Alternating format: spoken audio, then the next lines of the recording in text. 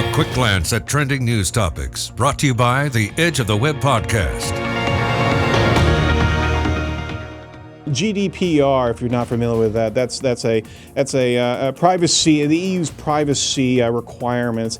GDPR, this is from Marketing Land over Greg Sterling, with Greg Sterling. GDPR compliant companies are outperforming peers across a wide range of metrics.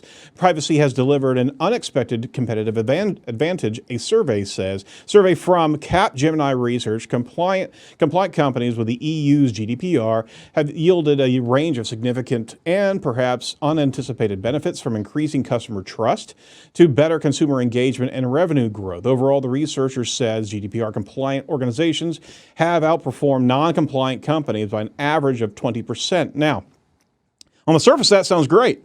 That sounds okay. As long as you're compliant with these levels of security and privacy, then you're going to be benefiting from a number of different factors. For example, loyalty programs. And the research actually shows participation in our loyalty programs have increased from 75% compliant retailers actually say that 80% of retailers that aren't compliant say the number of consumers targeted in our campaign has increased due to GDPR.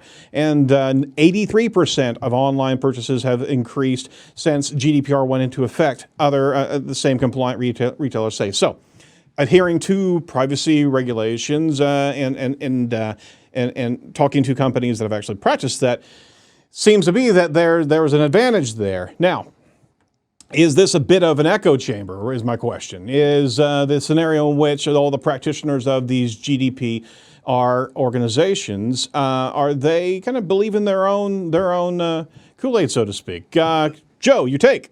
Yeah, I think you're right, Aaron. I think the fact that they, it's the people that are doing double opt-in that are GDPR compliant most likely know how to create and distribute e-newsletters. Right. They know what they're doing.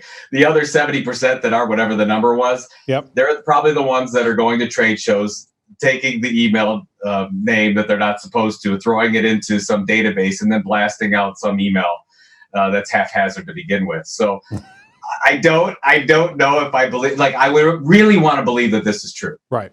I really, really do. I don't know. I'd have to look into the research to see if it's actually true. I think more to the point is those people that are already compliant already know how to communicate with their customers on a consistent basis through the email distribution technique. So Yep. I think that's what it is.